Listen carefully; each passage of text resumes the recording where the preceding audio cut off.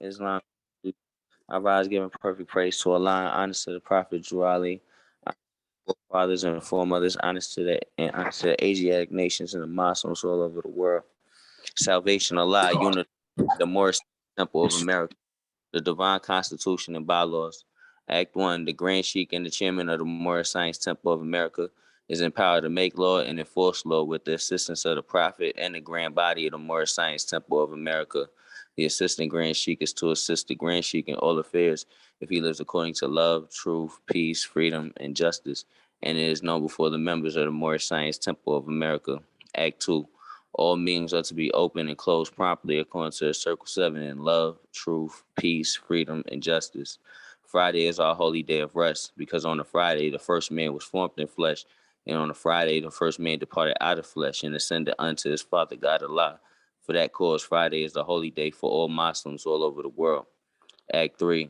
Love, truth, peace, freedom, and justice must be proclaimed and practiced by all members of the Moorish Science Temple of America. No member is to put in danger or accuse falsely his brother or sister on any occasion that may harm his brother or sister because Allah is love. Act 4. All members must preserve these holy and divine laws, and all members must obey the laws of the government because by being a Moorish American, you are part and partial of the government and must live a life accordingly. Act 5. This organization of the Moorish Science Temple of America is not to cause any confusion or to overthrow the laws and constitution of the said government, but to obey hereby. Act 6. With us, all members must proclaim their nationality, and we are teaching our people their nationality and their divine creed, that they may know that they are part and partial of this said government, and know that they are not Negroes, colored folks, black people, or Ethiopians, because these names were given to slaves by slaveholders in 1779 and lasted until 1865 during the time of slavery. But this is a new era of time now, and all men now must proclaim their free national name to be recognized by the government in which they live and the nations of the earth. This is the reason why Allah, the great God of the universe, ordained Noble Jew Ali, the prophet, to redeem his people from their sinful ways. The Moorish Americans are the descendants of the ancient Moabites, whom inhabited the northwestern and southwestern shores of Africa. Act 7. All members must promptly attend their meetings and become part and partial of all uplifting acts to the Moorish Science Temple of America. Members must pay their dues and keep in line with all necessities of the Moorish Science Temple of America. Then you are entitled to the name of faithful. Husband, you must support your wife and children. Wife, you must obey your husband and take care of your children and look after the duties of your household. Sons and daughters must obey father and mother and be industrious and become part of the uplifting of fallen humanity. All Moorish Americans must keep their hearts and minds pure with love and their bodies clean before them. This divine covenant is from your holy prophet, Noble Drew Ali, through the guidance of his father God Allah. Noble Drew Ali, founder, Moorish American prayer, the Allah, the Father of the universe, the Father of love, truth, peace, freedom, and justice. Allah is my protector, my God, and my salvation by night and by day through his holy prophet, Drew Ali. Amen. The Moorish Science Temple of America, home office of Noble Drew Ali, home office Chicago, Illinois, USA. Islam, Islam, Islamism. Happy Sunday, Muslims. Islam and gratitude, brother.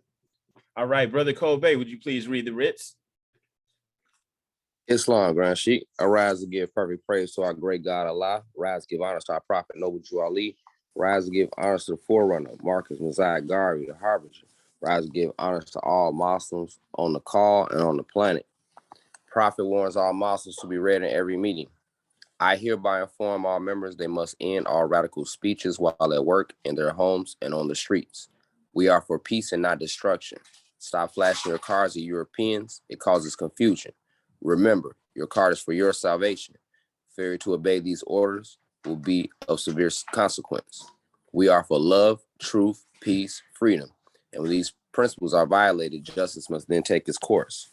Any member or group of members who hold malicious feelings towards the temple or the prophet or violate the divine covenant of the Moorish movement will receive their rewards from Allah for their unjust deeds.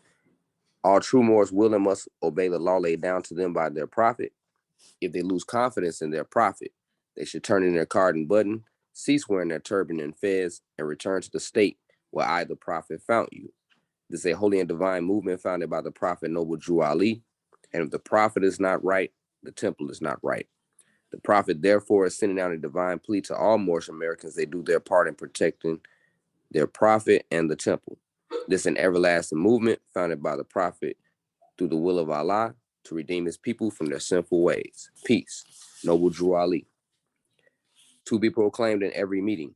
Islam. I am glad to know I have a few faithful Moors among you all, and I desire for them to know the truth and the divine truth.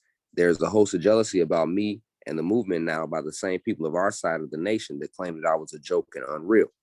But now, since they found out from the government officials and the nations of the earth that this is the only sole foundation that all Asiatics must depend upon for their earthly salvation as American citizens, they are working every scheme that they can to disqualify me so they may take charge of the situation. I have notified all these things to you long ago in the past. It is through the faithful Moors that attribute to the movement and uplifting funds. The ones that pay their divine respects to me and the movement will be remembered. That is why I'm calling upon all faithful Moors to increase their faithfulness to me, your prophet, and your divine Moorish movement. I need finance, and I need it badly.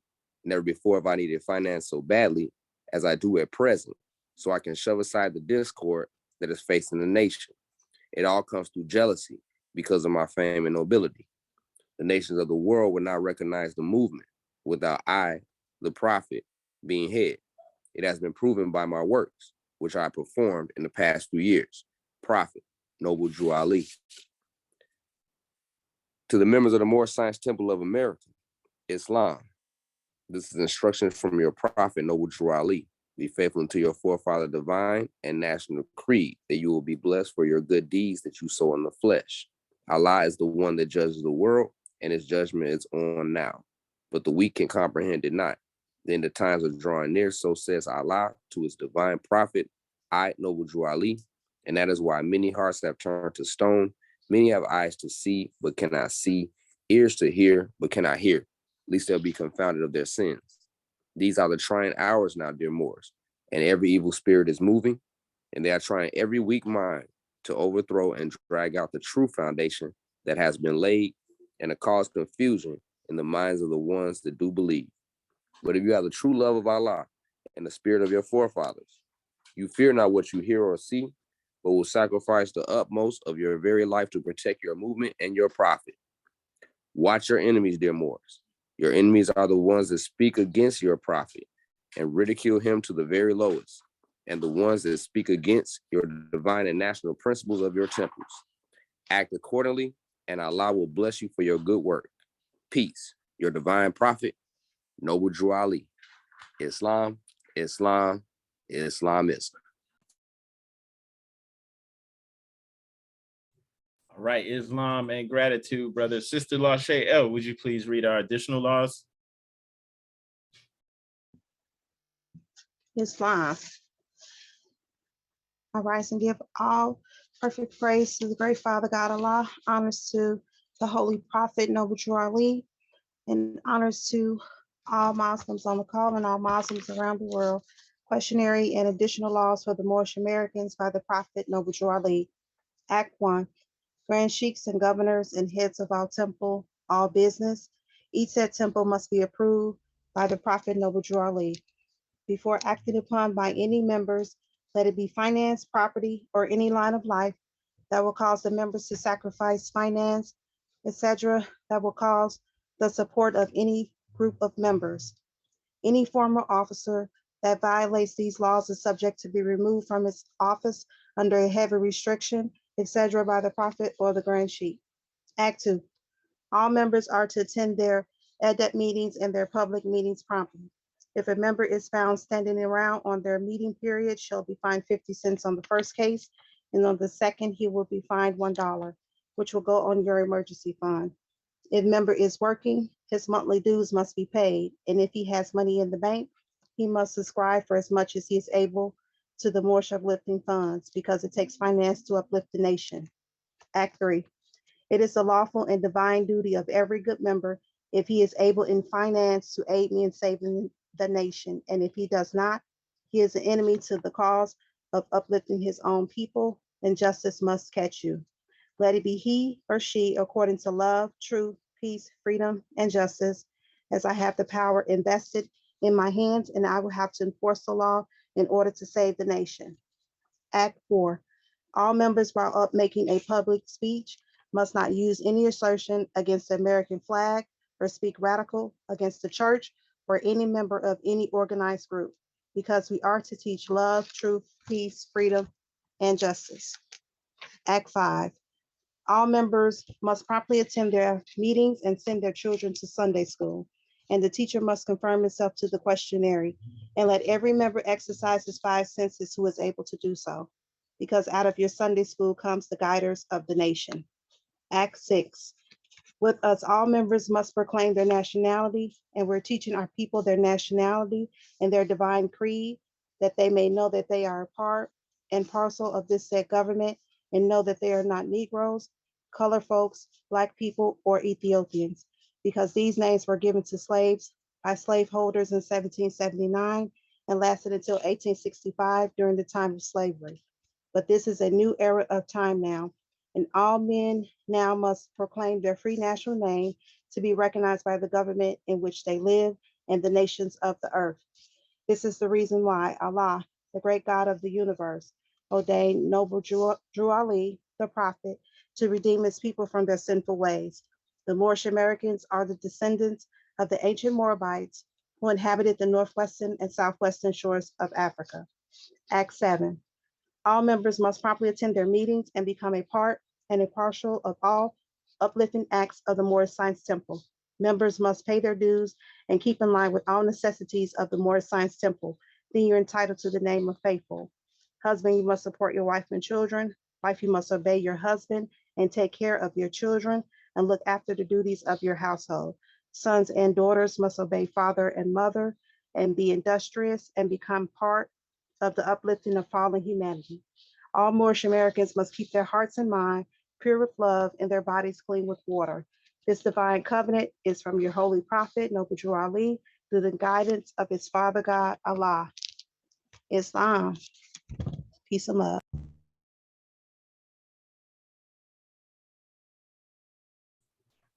Islam, sister, gratitude. A divine warning by the prophet for the nations. The citizens of all free national governments, according to their national constitution, are all of one family bearing one free national name. Those who fail to recognize the free national name of their constitutional government are classed as undesirables and are subject to all inferior names and abuses and mistreatments that the citizens care to bestow upon them.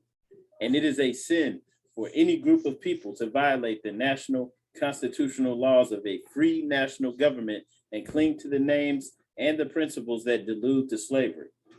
I, the prophet, was prepared by the great God Allah to warn my people to repent from their sinful ways and go back to the state of mind to their forefathers' divine and national principles, that they will be law abiders and receive their divine rights as citizens according to the free national constitution that was prepared for all free national beings. They are to claim their own free national name and religion. There's but one issue for them to be recognized by this government and of the earth, and it comes only through the connection of the Moorish divine national movement, which is incorporated in this government and recognized by all other nations of the world. And through it, they and their children can receive their divine rights unmolested by other citizens, that they can cast a free national ballot at the polls under the free national constitution of the state's government and not under a granted privilege, as has been the existing condition for many generations. You who doubt whether I, the prophet, and my principles are right for the redemption of my people, go to those that know the law in the city hall and among the officials in your government and ask them under an intelligent tone, and they will be glad to render you a favorable reply, for they are glad to see me bring you out of darkness into light. Money doesn't make the man. It is free national standards and power that makes a man and a nation. The wealth of all national governments, gold and silver, and commerce belong to the citizens alone, and without your national citizenship by name and principles, you have no true wealth. And I am hereby calling on all true citizens that stand for a free national free government and the enforcement of the Constitution to help me in my great missionary work. because I need all support from all true American citizens of the United States of America. Help me to save my people who have fallen from the constitutional laws of the government. I am depending on your support to get them back to the constitutional fold again, that they will learn to love instead of hate, and will live according to love, truth, peace, freedom, and justice, supporting our free national constitution of the United States of America. I love my people and I desire their unity and mine back to their own free national and divine standard, because day by day they have been violating the national and constitutional laws of their government by claiming names and principles that are unconstitutional. If Italians, Greeks, English, Chinese, Japanese, Turks, and Arabians are forced to proclaim their free national name and religion before the constitutional government of the United States of America, it is no more than right that the law should be enforced upon all other American citizens alike in all other governments when a man is born and raised there and asks for his national descent name, and if he fails to give it, he is misused, imprisoned, or exiled. Any group of people that fail to answer up to the constitutional standards of law by name and principles, because to be a citizen of any government, you must claim your national descent name, because they place their trust upon issue and names formed by their forefathers. The word Negro deludes in the Latin language to the word nigger, the same as the word colored deludes to anything that is painted, varnished, and dyed. And every nation must bear a national descent name of their forefathers, because honoring thy fathers and thy mothers, your days will be lengthened upon this earth. These names have never been recognized by any true American citizens of this day. Through your free national name, you are known and recognized by all nations of the earth that are recognized by said national government in which they live. The 14th and 15th Amendments brought the North and South in unit, placing the Southerners who were at that time without power with the constitutional body of power. And at that time, 1865, the free national constitutional law that was enforced since 1774 declared all men equal and free. And if all men are declared by the free national constitution to be free and equal, since that constitution has never been changed, there's no need for the application of the 14th and 15th Amendments for the salvation of our people and citizens. So there isn't but one supreme issue for my people to use to redeem that which was lost, and that is through the above statements. Then the lion and the lamb can lie down together in yonder hills, and neither will be harmed, because love, truth, peace, freedom, and justice will be reigning in this land. In those days, the United States will be one of the greatest civilized and prosperous governments of the world. But if the above principles are not carried out by the citizens and my people in this government, the worst is yet to come, because the great God of the universe is not pleased with the works that are being performed in North America by my people, and this great sin must be removed from the land to save it from enormous earthquakes, diseases, etc. And I, the prophet, do herein believe that this administration of the government, being more wisely prepared by more genius citizens that believe in their free national constitution and laws, and through the help of such classes of citizens, I, the prophet, truly believe that my people will find the true and divine way of their forefathers and learn to stop serving carnal customs and merely ideas of man that have never done them any good, but have always harmed them. So I, the prophet, am hereby calling aloud with the divine plea to all true American citizens to help me to remove this great sin, which has been committed and is being practiced by my people in the United States of America, because they know it is not the true and divine way. And without understanding, they have fallen from the true light into utter darkness of sin. And there's not a nation on earth today that will recognize them socially, religiously, politically, or economically, etc., in their present condition of their endeavorment in which they themselves try to force upon the civilized world. They will not refrain from their sinful ways of action, and their deeds have brought Jim Crowism, segregation, and everything that brings harm to human beings on earth. And they fought the Southerner for all these great misuses. But I have traveled in the South and have examined conditions there, and it is the works of my people continuously practicing the things which bring dishonor, disgrace, and disrespect to any nation that lives the life. And I'm hereby calling on all true American citizens for moral support and finance to help me in my great missionary work to bring my people out of darkness into marvelous light. From the prophet. All right, Islam Moors. Let's go ahead and go into our Koran questionnaire. We will be going over questions 81 through 90 today. And that's what we do here. We go over our Koran questionnaire, and we build on it, and then we open up the floor to questions. So if anybody has any questions not related to the material, please hold them until after we go over the Koran questionnaire.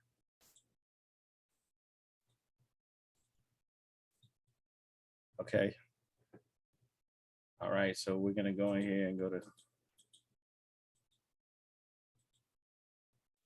here we go.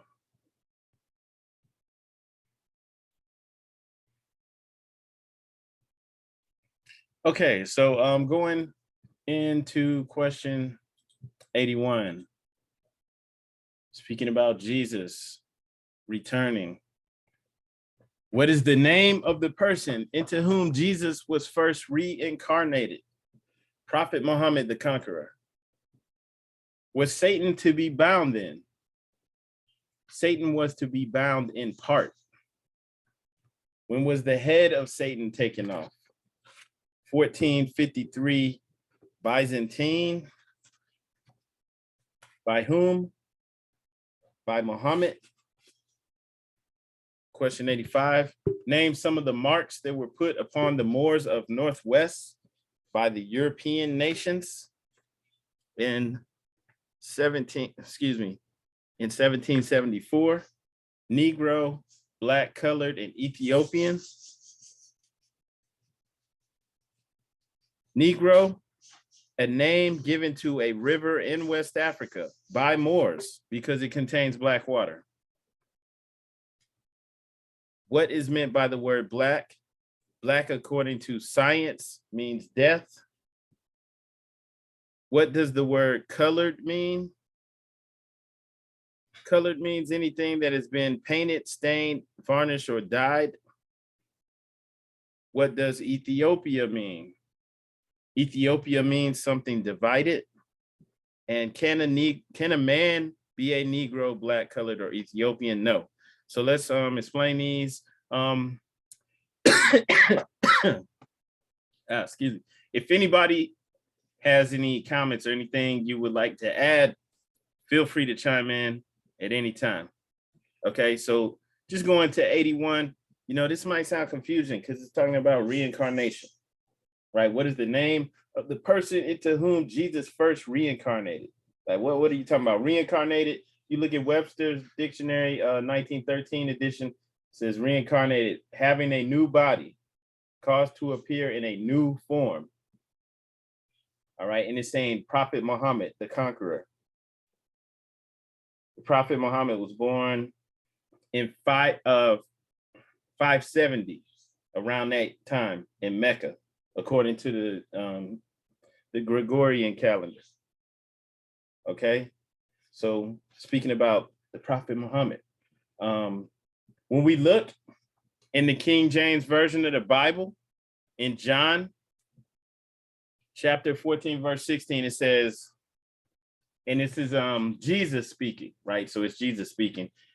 He says, I will pray the Father, and he will give you another comforter, an apostle. When he says apostle, he's speaking about a prophet.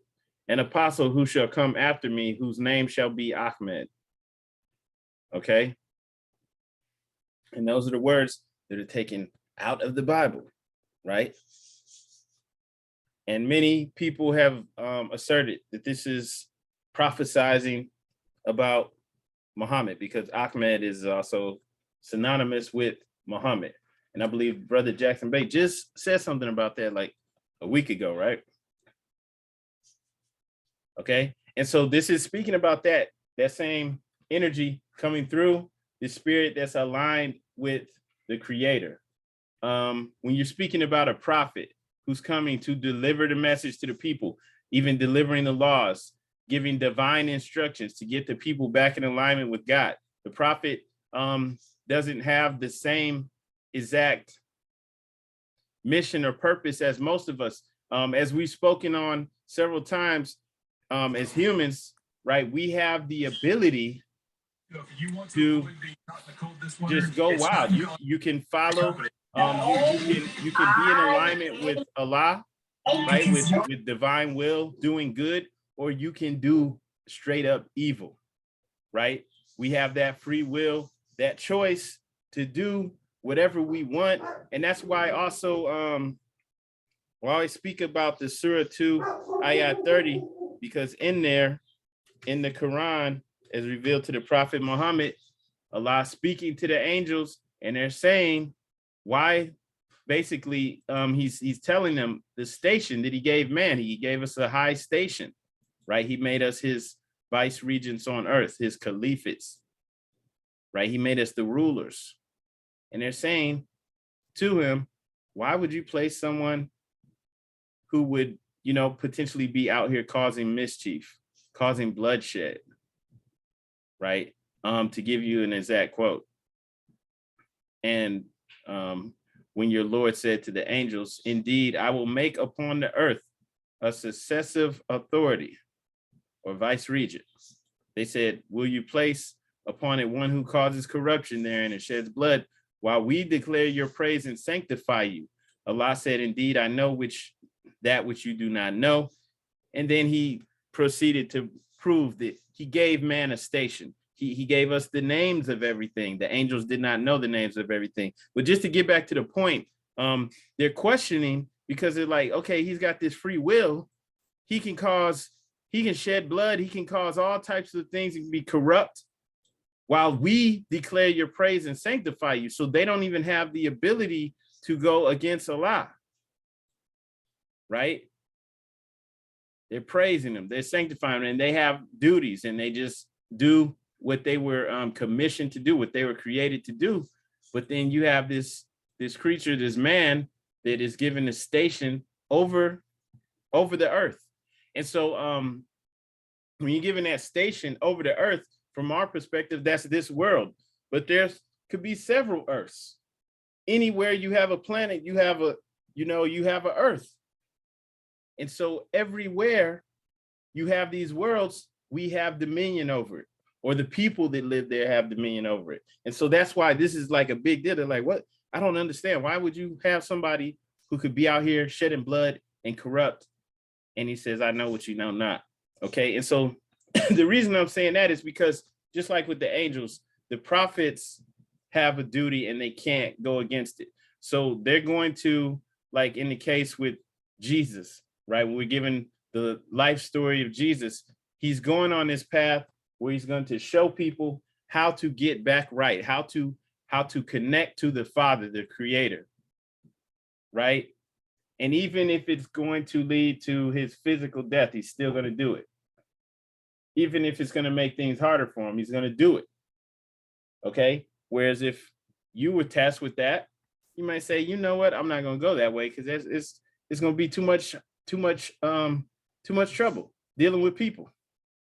Okay? And so this is why I was bringing that up. So this energy comes through again, as it was foretold. It's foretold in the Quran. It's foretold in the Bible. It's foretold in all the spiritual books that another comforter will come. Why? Because the people are going to go astray. Also, because every excuse me.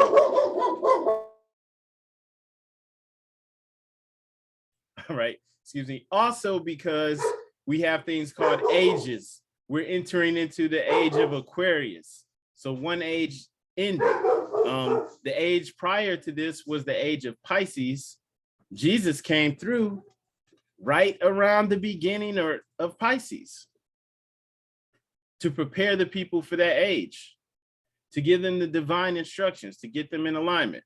And then about 500 some years later, the Prophet Muhammad came through. Why? Another reminder. This is what we need to do. Right? So that same energy and the person with that same task. And so this is how I look at it when it's speaking about this. What is the name of the person into whom Jesus first reincarnated? Just in case that throws anybody off.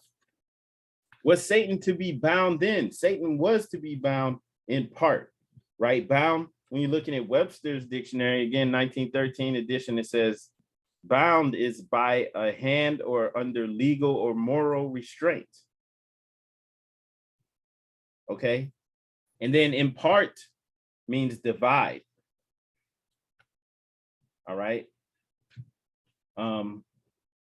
Also, you had an empire that was ruling, or that was attempting to rule, that was making rise at that time, like the Roman Empire. And when Jesus first came through, he came to his people who were at that time were under the oppression of these people. When Prophet Muhammad came through again later on, right? He also made headways to push divine law, to get people back in way with Allah's will. And so this also was an opposing force to this other empire that was rising up, this earthly empire. It was for the most part about gratifying the lower self, hedonism. All right. They would have these festivals where they would just be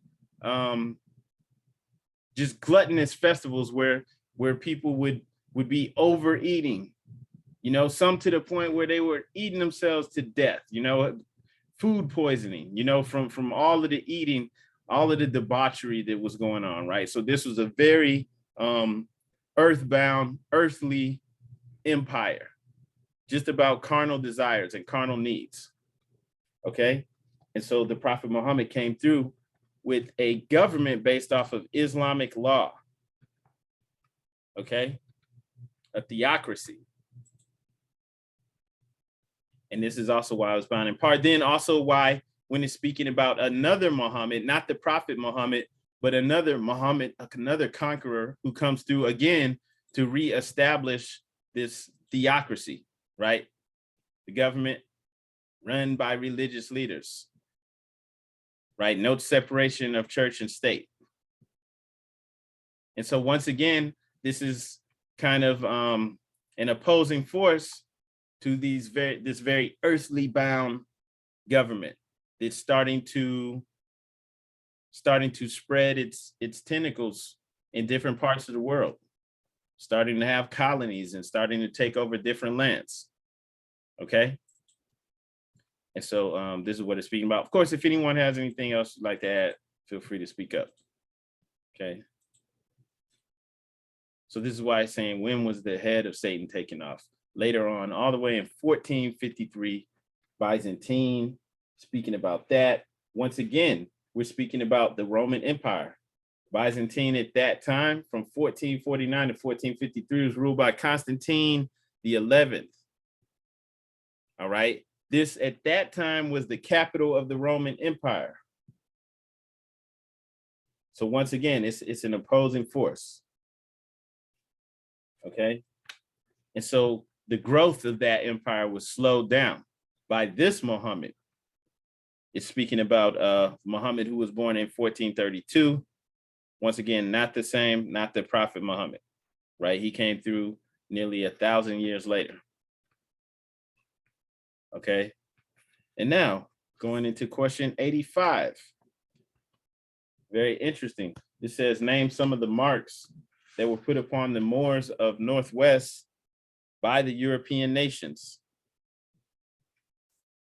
In 1774, Negro, black, colored, and Ethiopian. We know from our just from looking at the Divine Constitution what that's talking about, right? The marks that were put upon them. But marks, okay, marks, that's definitely not a positive thing. A mark is a symbol of disgrace, all right, to be marked upon, to designate, to indicate, okay? Also, just like in slang terminology, you know, when someone is being marked, someone's a mark, they're a victim, right? That's somebody who's being targeted.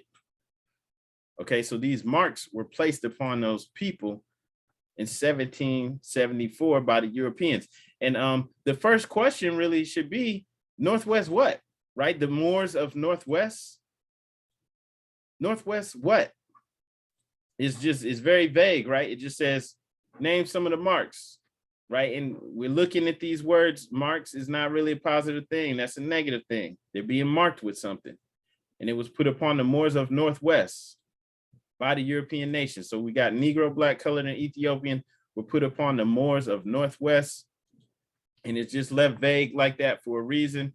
When we look into our Quran, we get more insight as to what this is actually talking about. We'll just briefly just go into the Quran, chapter 47. Okay, and this is very important to understand our history of who we truly are. Okay, to put this into the proper perspective. Okay, now we're told by our prophet, who's giving us divine instructions, we're told that these were marks. This was a negative thing that was put upon the Moors of Northwest by the Europeans. Okay, so they made up a history for us. A history was created for you that starts at slavery. So you have to know who you truly are. Let's go into our Quran and then I'll explain why that's important. So if we go into chapter 47, we're given some information that might, sound out there, not really making any sense. Egypt, the capital empire of the Dominion of Africa. What does that mean? So this is insinuating that Egypt was the capital empire of the Dominion of Africa, right? So there's a Dominion of Africa. Okay. And so the dominions are going to be explained in this chapter. Okay. The inhabitants of Africa are the descendants of the ancient Canaanites from the land of Canaan. Okay. Skipping down to verse 4, the dominion of Cush, northeast and southeast Africa, and northwest and southwest was his father's dominion of Africa. Okay. So what's northeast and southeast Africa, northwest and southwest Africa? All right. In the later years, many of their brethren from Asia and the Holy Lands joined them. The Moabites from the land of Moab, who received permission from the pharaohs of Egypt. Because remember, Egypt's the capital, right? So they received permission from the pharaohs to settle and inhabit Northwest Africa. This is also insinuating that Egypt is not, the dominion was not limited to the present day nation state of Egypt.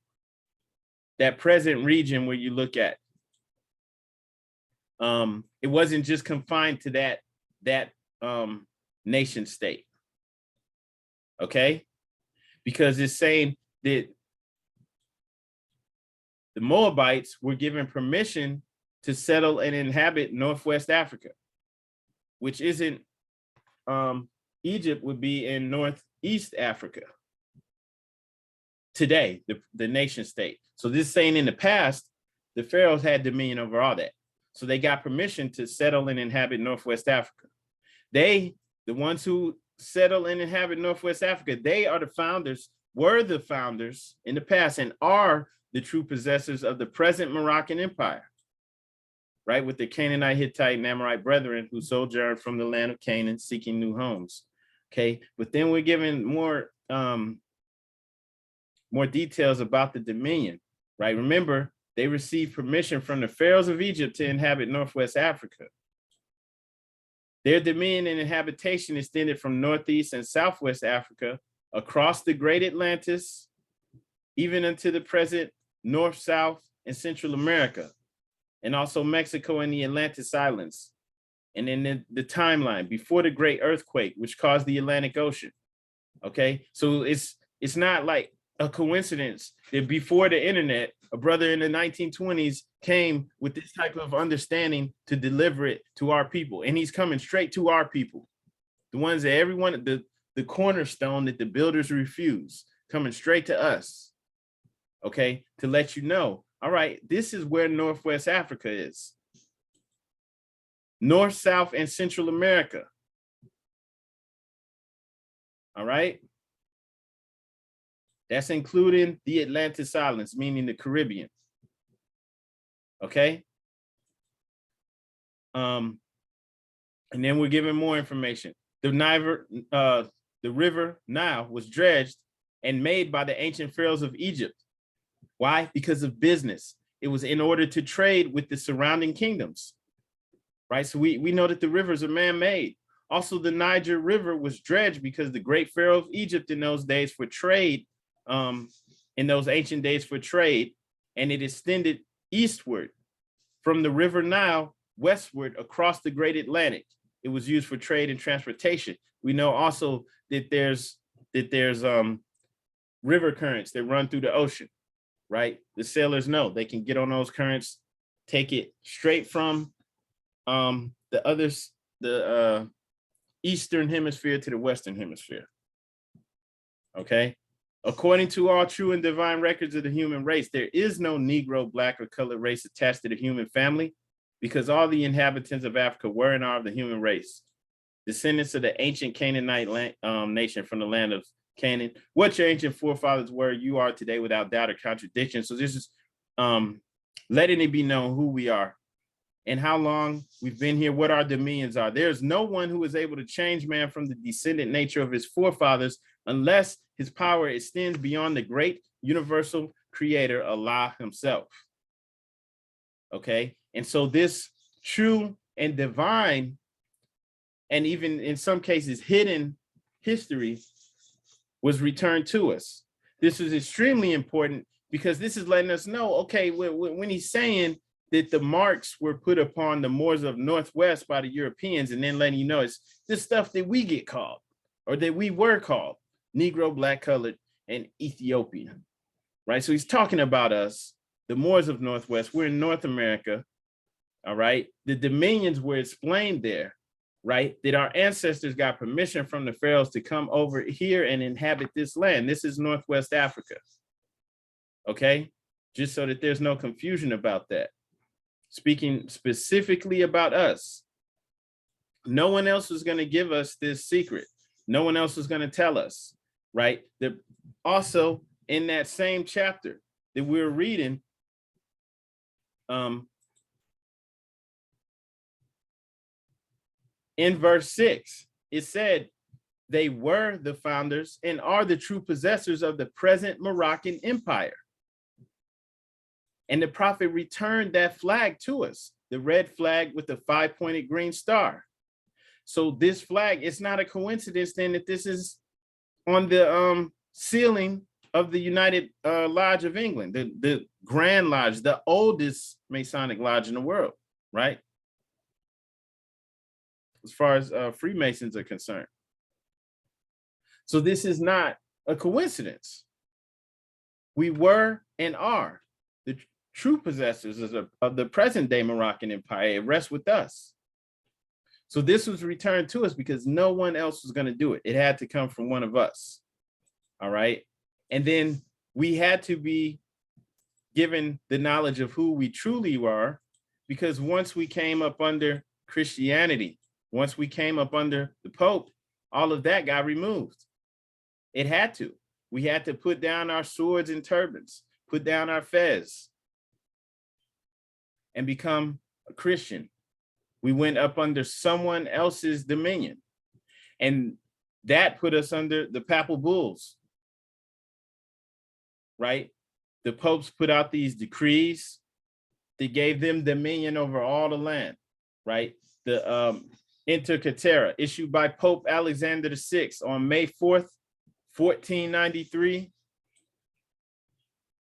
less than 2 years after Moorish Spain fell, Al-Andalus fell, right? They're starting to make their move. It's played a central role in the Spanish conquest of the New World. The document supported Spain's strategy to ensure its exclusive right to the lands discovered by Columbus the previous year. How can they discover something that we already had dominion over? We already had civilization. So you have to come out of that. You have to, right? So that established the demarcation line 100 leagues west of the Azores and Cape Verde Islands. And it assigned Spain exclusive right to acquire territorial possessions and to trade in all lands west of the line.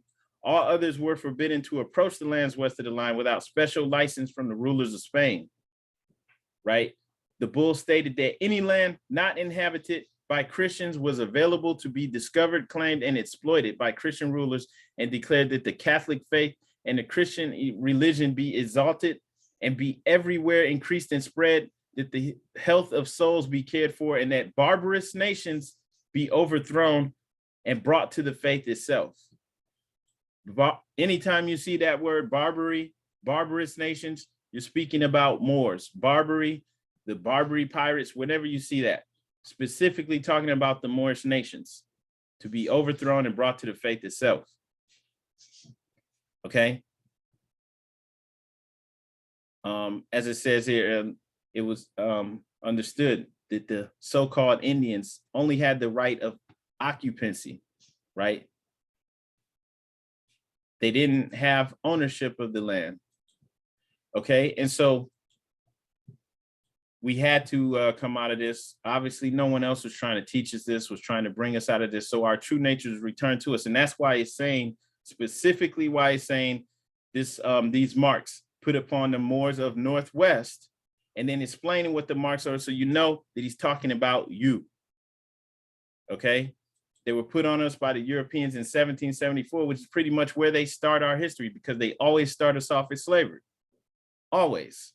But we predate that. But you have to come out of that. Islam, to the brother David Sell, manifest destiny, right? It's a byproduct of the papal bulls. Okay, so we have to come out of that. There's no way around it. We can't pretend our way out of this. You can't truly be successful still being a possession of someone else. Okay, and once again, they start us off specifically at slavery. We predate all that. Okay, so going to the next question,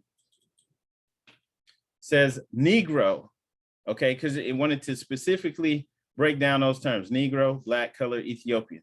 Negro is a name given to a river in West Africa by the Moors because it contains black water. Now, once again, I was showing you that in 47, how the prophet shows our ancient dominions. West Africa is over here. All right. Why? Because we've been over here since before the great earthquake, which caused the Atlantic Ocean, which caused these lands to break apart. Now, when the Europeans show us this stuff, they let you know that the continents used to fit together, right? But they say that they split apart over millions of years, right? Current scientific estimates say Africa split from America around 200 million years ago. Like, come on. They can't, I mean, people can't even fathom what 200 million years means. Like, come on, they don't know that. Okay, this is what they're saying, right? So could have been 15,000 years ago. All right, but they're saying 200 million years, but it doesn't matter. Our people were over here since before it broke apart. So from our perspective, this is West Africa. All right, this is Northwest Africa, which is why the prophet said the marks put upon the Moors of Northwest, which is where we're at. If you're in North America, right, South America will be West Africa. Parts of South America will be Southwest Africa. All right, so we're the Moors of Northwest, and those marks were put upon us. Okay, and it speaking about the Negro River, okay, and the Negro River, and it just says that that's a name given to a river in West Africa by the Moors because it contains black water. But where is this river, this Negro River in Africa that contains black waters? It doesn't exist unless we're looking at it from our perspective.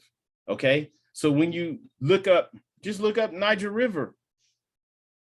Do some research on it. The Niger River, and this is from a textbook, McGill.c, I think that's a textbook. But anyway, the Niger River is the principal river of Western Africa, extending over 2,500 miles. In any case, the Niger is not a black water river. See Rio Negro, right? So the Niger River doesn't contain black water. It's not a black water river, and it specifically says see Rio Negro. So what happens when we go and look that reference up? What happens when we look up Rio Negro? Where is Rio Negro, right? So when you look up Rio Negro, Negro River, right? In Portuguese, it's Rio Negro, and it runs through Brazil, maybe Venezuela and Brazil, but it's in the Amazon, okay? Rio Negro, South America, which is for us, that's West Africa. All right, doesn't mean you're gonna be running around telling everybody, oh, we in Northwest Africa, because nobody knows what you're talking about. But it's for us to know, right? It's divine wisdom. We have to know our story. We have to know who we are because no one else is going to tell us. So the Rio Negro actually contains black water, and it's in West Africa. And it was named that because it contains black water. And we see that when it meets with the Amazon River waters are brown and the waters don't mix. Still to this day, contains black water. Okay. So, and then this wasn't common knowledge, even in the 1920s, because they didn't have Google that already had all these high def pictures of all this stuff in all these remote places of the world, right? People had to actually get up and travel and go to these places to know this, or to be well read, reading the books where the people went there and actually traveled there and knew about this, right? So they didn't have all this stuff like we have it now and could just take it for granted. Okay, so this was divine wisdom that was being returned to us. It's easy for us to take this for granted now, but this is where the Rio Negro is, the Negro River, West Africa, AKA Brazil. Okay, so once again, speaking about us, who we truly are. Also, another reason why you have to come out of the trick bag that we've been placed in. Can't stay there. What is meant by the word black? Black, according to science, means death. Looking at this from an Egyptian perspective, Lord Osiris was the Lord of the perfect black. And what was he over? He was over the underworld. Basically, he was over the dead. Okay, those who made the transition. And he was also known as, that was his other name, Lord of the perfect black. Not saying that it's a bad thing or negative, but we just get into what it really means and looking at it from numerology, right? Numerology perspective, when you add up the letters, BLACK, it adds up to 11. And when you look at the meaning, though, it's pretty negative. It means destructive, lacks understanding, wicked, dishonest, devilish, self-indulgent, religiously fanatics, emotional, represses feelings, prejudice. Okay, so you know, these marks were put on us for a reason. There's no pride in carrying on marks that were put on you by Europeans, right? They were put on you to trick you out of your true nature and your true heritage. Okay, what does the word colored mean? Colored means anything that has been painted, stained, varnished, or dyed, and that's pretty self-explanatory, right? Can a man be a Negro, black, colored, or Ethiopian? No, obviously not. From reading this, Ethiopia does mean something divided. The Atlantic Ocean, for the longest, was called the Ethiopic Sea, the Ethiopic Mar, right? Mar meaning sea because it divided these land masses. It divided the Americas from the Eastern Hemisphere, right? So obviously we cannot be any of those things. We have to be who we truly are. And that's why it's so important what Prophet Noble Drew Ali returned to us, because once again, no one was trying to reveal this to us. Nobody. All right. On that note, though, I want to go ahead and open the floor up. If anybody has any questions or just anything you would like to share, feel free to speak.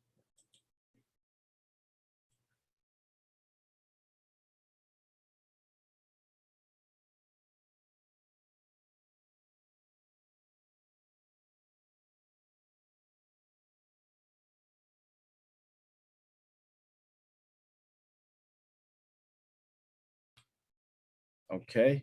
Well, that's fine if there's no questions about the questionnaire, but does anyone have any questions in general? Anybody want to know why we're doing this? Well, Any questions at all?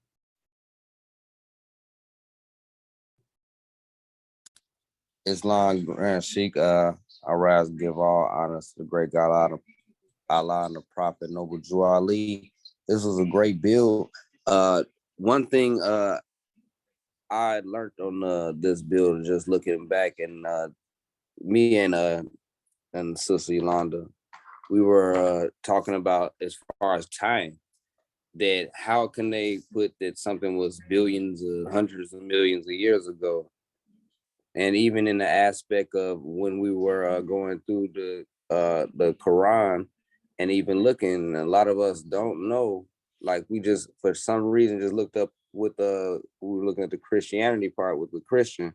You look it up, it was in like 1603 to 1611 when the King James Bible was even created. But even in the Christian church, they won't never tell our brothers and sisters that either as well. Islam, this was a great bill. I yield the floor. Islam, brother. Yeah, I'm glad you said that. How can someone who tells you that they thought the world was flat, you know, up into the 1400s, they thought the world was flat, and that's what they tell you. We don't know if that was true, but how can people who thought the world was flat tell you you know, about what happened billions of years ago, even 1,000,000 years ago? They don't even have a single civilization that they could say, you know, lasted for 400 or 500 years, right? We have civilizations on the record lasting for thousands, lasting for millennia, right? The Egyptians themselves, they, you know, literally say they go back millennia, thousands of years, and they have records of this. Okay, so no, these people can't tell us how long it took or when the continent split apart. They're just putting that out there, and people see them as the authority figure, so they take that on face value. Okay, but we have to do our own research from our own understanding. All right, we have divine instructions that were returned to us. It says, then came the word Ethiopia, which means the demarcation line of the dominion of Amexem. Amexem's the first true and divine name of Africa. So we have information that everybody else doesn't have or understand. Okay, and from our perspective now with this understanding, then we can see why there's anomalies over here that don't make sense from the history that we're given, right? It doesn't make sense. Why is Philadelphia called Shek Amexem? It was called Shek Amexem, and it was the capital. This is why this was the nation's first capital once the Europeans tried to set up establish their continental Congress and set up their colonies here, right? Philadelphia was always the meeting place of the eels or kings, right? And they had a king who was the king of all the Indians, or the king of kings. So the sheiks met in this capital, and it was called Shek Amexem. All right, but of course, without this understanding, none of that stuff makes any sense. It just seems like you know, it doesn't make any sense. All right, but once again, you have to know your story. You have to know who you truly are. If you don't, people can tell you anything. They can tell you, hey, we thought the world was flat just a few hundred years ago, but now we know everything, and we know where everyone came from. And you started as slavery, even though before you went up under them and took on their religion and took on their way of life and being, you were ruling the world. They're not going to tell you that. Okay. That's also in our Quran. Hang on one second. Going back to chapter 47, right?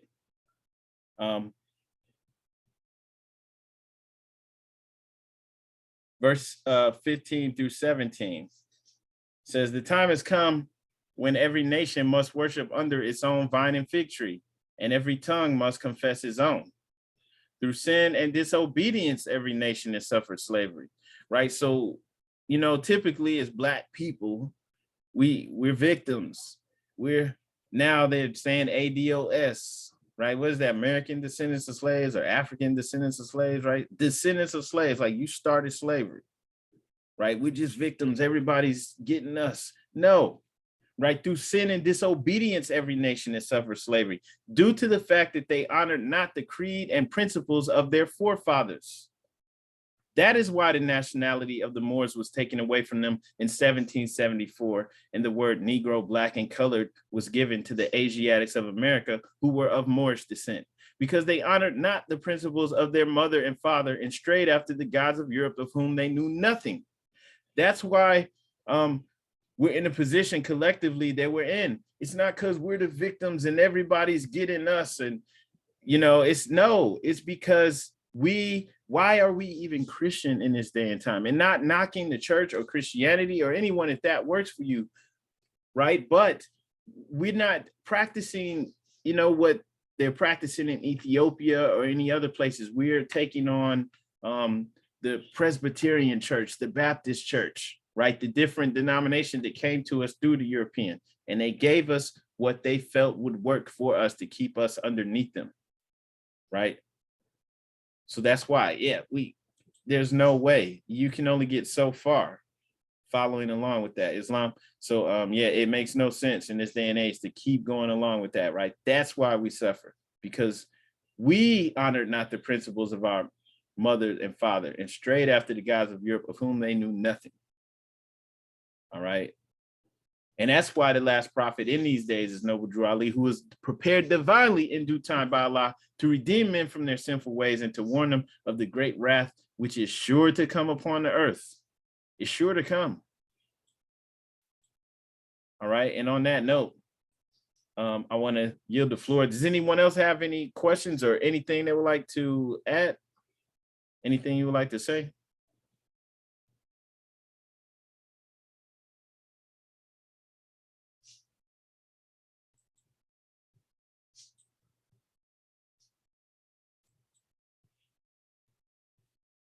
Okay, well, great. If there's no questions, I want to announce without further ado, we're going to go ahead and go into the closing of the meeting. I do just want to remind everyone, make sure you go to the website, Moorishamericans.com. I think everybody maybe on here has already done it, but if you haven't done so, go to Moorishamericans.com and make a free account on there. We will be using that more often in the future. And I believe that is it. We do have a meeting, physical meeting on the 27th at the main library on Grant Avenue. And that will be from 2 to 4, March 27th. So that's downtown Columbus. Okay. And on that note, let's go ahead and close out. All meetings are to be open and closed promptly according to the Circle 7 in love, truth, peace, freedom, and justice. We ask that everyone please rise and face the east with us as we do the closing prayer.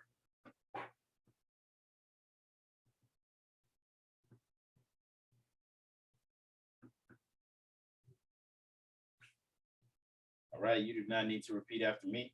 Allah, bind our hearts and minds back to our ancient forefathers, divine creed and principles. We ask this in thy holy name and the 7 Elohim. Amen. Islam, Islamism, peace and love, Moors. This meeting is now adjourned. Peace and love. Peace.